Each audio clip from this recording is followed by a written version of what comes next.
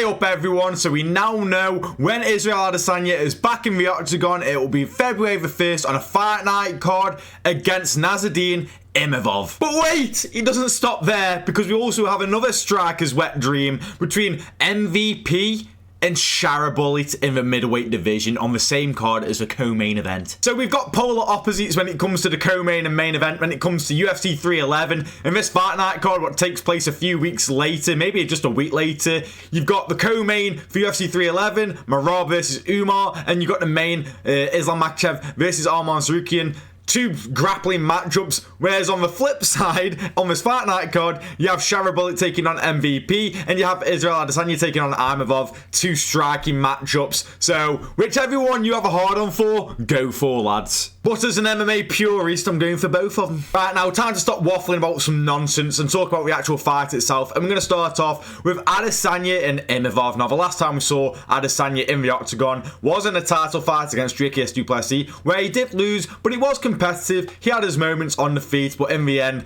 Dricus just has too much of a dog in him. And, well, we know that Israel Adesanya likes dogs, but maybe not the dog that, Dricus du Plessis was bringing to the octagon. So Dricus got the victory, and we're wondering, what's Adesanya going to do next? Imavov gets the victory against Brendan Allen in a, would you say close fight? I would say a close fight, a competitive fight against Brendan Allen in France. Looked very good. It is only really the first round he lost. After that, Brendan Allen, I don't want to say he gave him the victory, but Brendan Allen just kind of froze up, just stopped doing much. And Imavov just styled on him, really. Not styled on him, but you know what I mean. He did what he had to do and got the victory against Brendan Allen. So now it's set up this fight between Adesanya and Imavov. I'm going to look at the rankings now. You have Adesanya, who's second in the rankings, and you got Imavov, who's fifth in the rankings. So ranking-wise, this makes a lot of sense, and I'm very interested in this fight. But I'm not only interested because it makes sense ranking-wise, I just like the clash of striker v striker. Now, when a striker v striker matchup gets announced, I feel like every single MMA fan starts thinking, fireworks, explosions, just going fucking mental, thinking it's going to be the greatest fight of all time.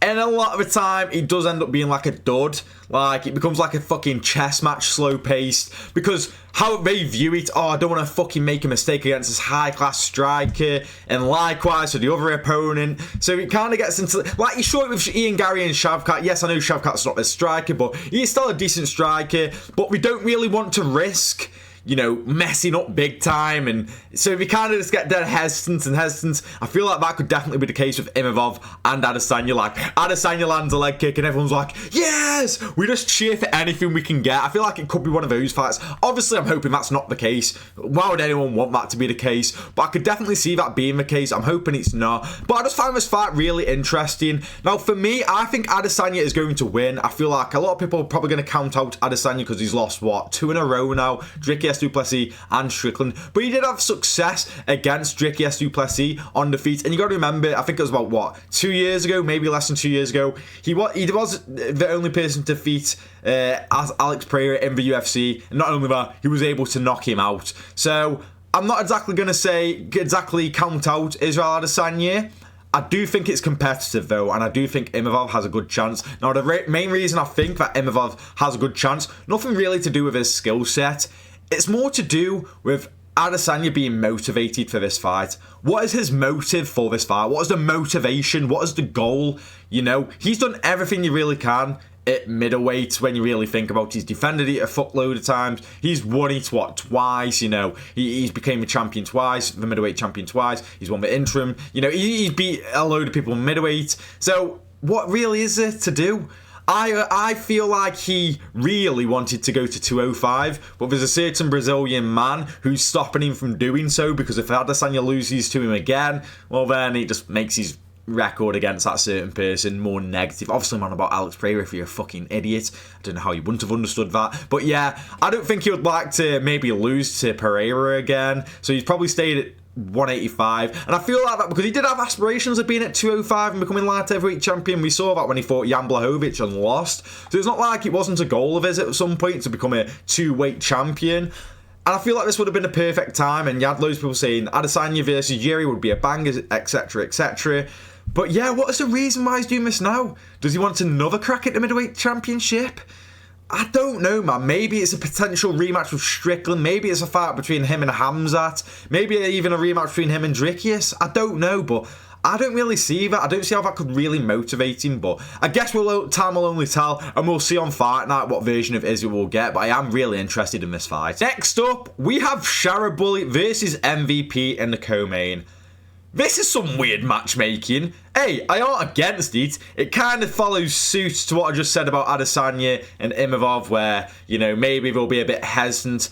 But maybe not so much with this one. We saw MVP was coming out the gate against Ian Gary, just throwing landing like Oppenheimer-inspired nuclear bombs on Ian Gary. And fair to Ian Gary, he did take him really well. But he was landing some big right hands against Ian Gary. He was very fast, very sharp with it. And Sharabullet, in all fairness to him, he's constantly doing something. His output is actually quite, I feel like it isn't spoken about enough. He's always constantly throwing, either it's a jab, inside leg kick, constantly throwing kicks. In fact, I don't have to say inside leg kick, just kicks in general. He's constantly throwing them, and he's very versatile and out of box and unorthodox. And you can say the same for MVP, but I feel like it applies a lot more for Sharabullet. But I am very interested in this fight. But this will be at middleweight.